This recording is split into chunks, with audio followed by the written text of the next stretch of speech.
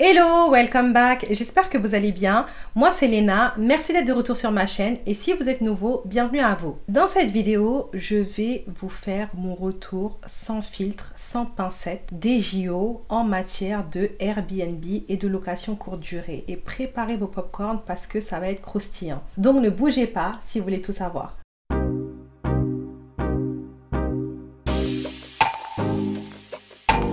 Alors, où commencer? Vous savez bien que l'une de mes casquettes dans les activités que je mène, c'est d'être immopreneur, aussi bien en France qu'au Sénégal, à travers l'Enabé Immobilier, notamment au Sénégal. En ce qui concerne la France, nous avons eu le grand honneur d'accueillir les Jeux Olympiques 2024 dans notre belle capitale de Paris. Et là, j'ai rien préparé pour cette vidéo-là, parce que dans tous les cas, c'est un retour d'expérience, mais il y a vraiment beaucoup de leçons de vie à retenir de cette expérience. Parce que à ce moment-là, l'an dernier, ça allait dans tous les sens. C'était jackpot. On va accueillir les JO à Paris, ça n'arrive que tous les 100 ans. Tous les yeux seront rivés sur Paris. On attend près d'1 million ou d'un demi-million de touristes sur Paris pour venir voir les Jeux Olympiques. Les Jeux Olympiques, ça a toujours été un moment très important, un moment épique. Tout le monde est tourné vers cette compétition qui regroupe tout le monde, monsieur tout le monde, et qui met la lumière sur des talents et qui fait la fierté des pays. C'est les Jeux Olympiques quand même. Et donc, ça fait un moment que, voilà, les institutions s'activent pour que les JO soient une réussite. Il y a plein de gens, des gens notamment de Paris qui disent que ça va être un fiasco. Les gens sont sur les réseaux, sur TikTok, qui disent ne venez pas sur Paris, on n'est pas prêt, ceci, cela. Bref. En tout cas, nous, de notre côté, les propriétaires d'appartements en Airbnb, parce que je le précise, moi, ça fait des années que je suis en Airbnb, donc je n'ai pas transféré mon logement pour passer en Airbnb juste pour les JO, comme beaucoup l'ont fait, parce qu'ils ont senti justement le gain. Je ne leur reproche pas, mais moi, j'étais en Airbnb après avoir tenté la location longue durée, après qu'un locataire soit sorti et que j'ai décidé de tester. Et même ma stratégie en général d'investissement en tout ce qui concerne mon bien en région parisienne était tournée vers la location courte durée parce que c'est très proche Paris, limitrophe Paris et que c'est dans une zone où les touristes viennent, où ils se sentent à l'aise. Donc tout le projet a été construit autour de ça, bien que pour sécuriser l'investissement, j'avais commencé par de la location longue durée. Je vous ai fait une vidéo sur le sujet, je vais vous la mettre, vous comprendrez un peu mon process dans l'investissement immobilier. Mon objectif d'investissement, en tout cas dans ce cas-là, c'était un investissement pour avoir un complément de revenus. C'était pas patrimonial. Bien sûr que ça va l'être en parallèle, mais c'était surtout pour faire de l'investissement et avoir un complément de revenus tous les mois pour éviter à l'époque où j'étais salariée d'aller tout le temps demander des augmentations que je n'obtiendrais pas. J'ai voulu prendre mes initiatives et le faire. Revenons à nos moutons. Donc à ce moment-là, tout le monde a commencé à sentir les euros, les dollars et s'est dit que ça va être jackpot. Il y avait des articles de presse qui disaient qu'il y aurait énormément de monde sur Paris, qu'il y aurait beaucoup, que ça allait exploser au niveau des locations Airbnb. Il y avait pas mal de groupes Facebook de loueurs Airbnb qui disaient comment ils vont augmenter leur prix, comment ils vont tripler, le quadrupler, etc. Il y a des gens même qui montaient jusqu'à des 1000 € la nuit pour des plus grands appartements. Bref, donc moi de mon côté, j'ai commencé à croire que, eh bien, ces Jeux Olympiques va nous rapporter quand même des sous et va nous permettre d'accumuler de la trésorerie. Après tout, pourquoi pas? Et donc l'an dernier à ce moment-là, eh bien, moi j'ai regardé un peu ce qui se faisait sur le marché parce que c'est ce qu'il faut faire. Il faut augmenter selon ce qui se passait sur le marché, mais j'ai eu quand même une bonne leçon parce que l'appartement qui est en région parisienne que je gère est un appartement qui de base attire vachement les touristes. C'est souvent des touristes européens qui vont venir, internationaux, des touristes même français qui vont venir pour visiter la capitale ou des personnes qui vont venir rendre visite à des amis, à de la famille, voilà, ou des voyageurs professionnels qui habitent en région et qui doivent passer du temps à Paris parce qu'il y a également des entreprises à proximité de cet appartement-là. Et donc, c'est un petit appartement, un grand studio, du moins un T, un bis, qui peut accueillir du monde. Et donc, moi, j'ai toujours connu, depuis que j'ai démarré mon activité, un très bon taux de remplissage. Donc, un taux qui dépasse les 80% et plus particulièrement les mois de juillet-août. Donc, pas d'inquiétude de ce côté-là. J'ai vraiment commencé à croire à cette histoire de ça va le faire financièrement, hein. Qui est contre ça? Si tu es là à quadrupler ton gain ou à le multiplier par 5, c'est quand même des sous, hein. C'est plusieurs milliers d'euros. Donc j'ai regardé, j'ai suivi la tendance. Et ce qui s'est passé, c'est que en fait, moi, je m'étais pas mise à jour très vite. Donc il y a un moment, j'avais juste augmenté, mais très peu, mon prix, je sais pas, d'une dizaine, vingtaine d'euros. Et j'ai vu des gens sauter sur l'occasion et réserver. Et quand je suis partie voir les prix qui se pratiquaient pour les mêmes biens dans la même zone, j'ai dit, mais je me suis fait rouler là.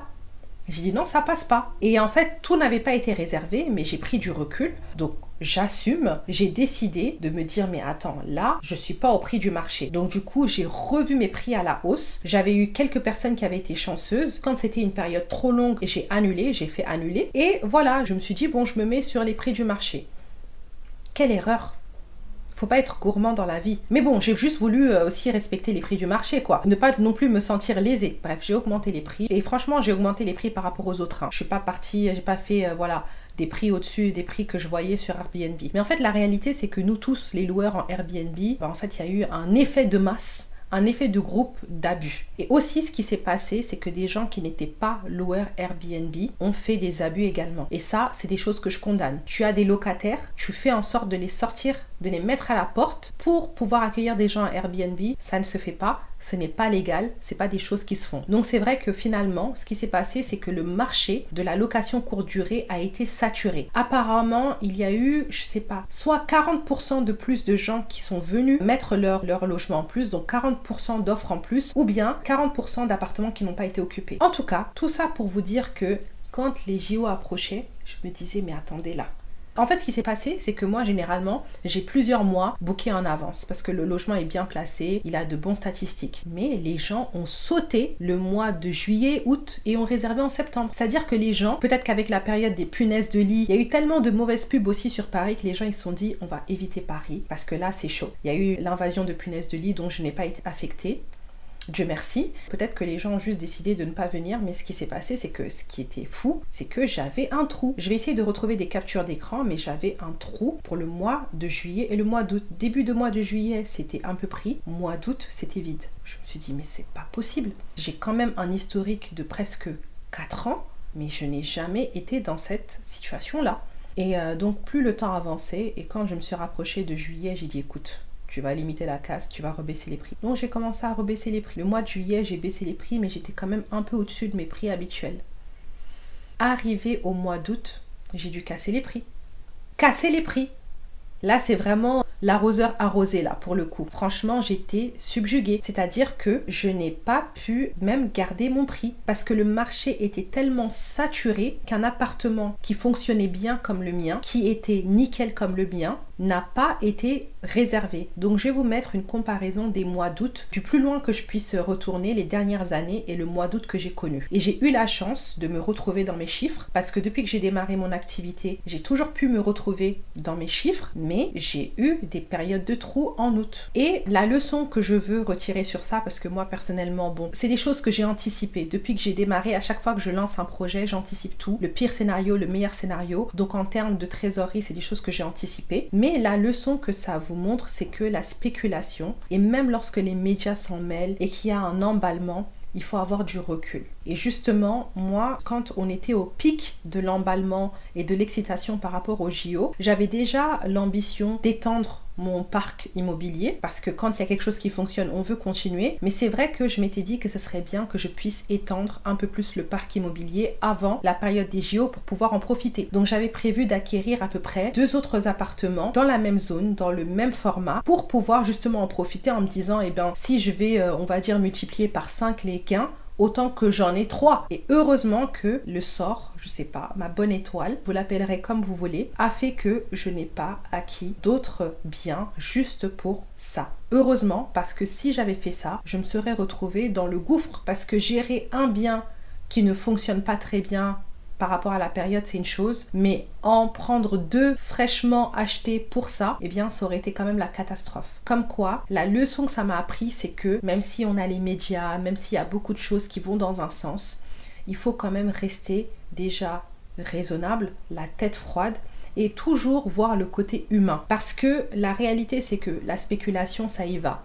Les prix en région parisienne, ils sont déjà excessifs. Et il faut aussi savoir que les gens ont des limites. Même s'il y a les JO, ils vont pas payer des prix mais impossibles pour juste louer un appartement. Ça va pas se faire. Donc au final, là, les articles qui sont sortis, c'est voilà, ça a été un flop. Il y a plein de gens qui n'ont pas réussi à louer. Et moi, je pense que je m'en sors bien parce que de base, c'est un logement qui est demandé et qui fonctionne bien, même hors période exceptionnelle ou événement exceptionnel. Donc j'ai pu tenir la barque. Mais je me dis, les gens qui ont sorti leurs locataires, qui ont fait preuve de tactique pas très nette, pas très catholique pour sortir des gens, et ben ils se sont retrouvés après, excusez-moi, voilà, ils se sont retrouvés bêtes. Donc c'est pour ça que, en fait, dans la vie, ça montre que le business, ça fluctue. On peut avoir des prévisions, on peut avoir plein de choses qui vont dans un sens et que, en réalité, quand le moment vient, eh bien ça va dans l'autre sens. C'est pour ça que malgré tout, quand on prend des décisions business, il ne faut pas que se fier à ce qui est dit dans les médias, ce qui est dit. Il faut vraiment faire ses propres recherches et aussi avoir, on va dire, sa propre analyse des choses. Et donc les JO, sincèrement, pour le Airbnb,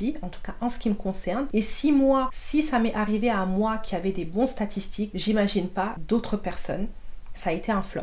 Parce que le mois d'août, j'ai dû baisser légèrement mes prix par rapport à la norme, alors qu'on parlait de multiplier par 5. C'est une leçon de vie. Et je suis contente finalement d'avoir eu cette leçon. Ça me permettra d'avoir des moves business différents, de prendre des décisions business différentes. En fait, le gain facile, bête et méchant, c'est pas la direction qu'il faut prendre. Il faut toujours être réfléchi, avoir des plans sur le long terme, voir le côté humain également avant de faire les choses. Ce qui s'est passé, c'est que tout le monde a sauté sur cette occasion-là parce qu'ils se sont dit qu'ils vont se faire de l'argent. Et le truc, c'est que les médias aussi ont participé à faire monter la sauce sur le sujet. Moi, j'ai vu pas mal de reportages où on allait voir des gens, des particuliers qui avaient des appartements, qui louaient une chambre, des trucs à 700 €, 1000 € la nuit. Voilà. En tout cas, je voulais faire ce partage d'expérience transparent pour vous dire que tout ne fonctionne pas toujours comme c'est prévu et ça fait partie aussi des aléas du business. C'est important d'anticiper, c'est important de savoir que des choses comme ça peuvent arriver et c'est quand on anticipe correctement que finalement on arrive à gérer ces aléas-là sans problème. Donc voilà, les choses fluctuent.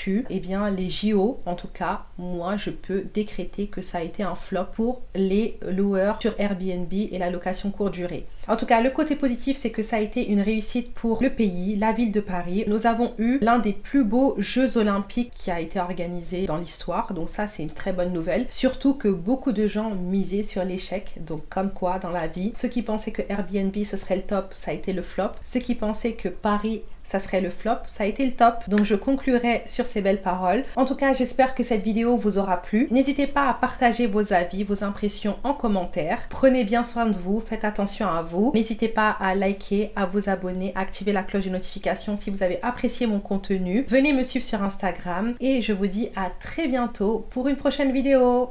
Cheers!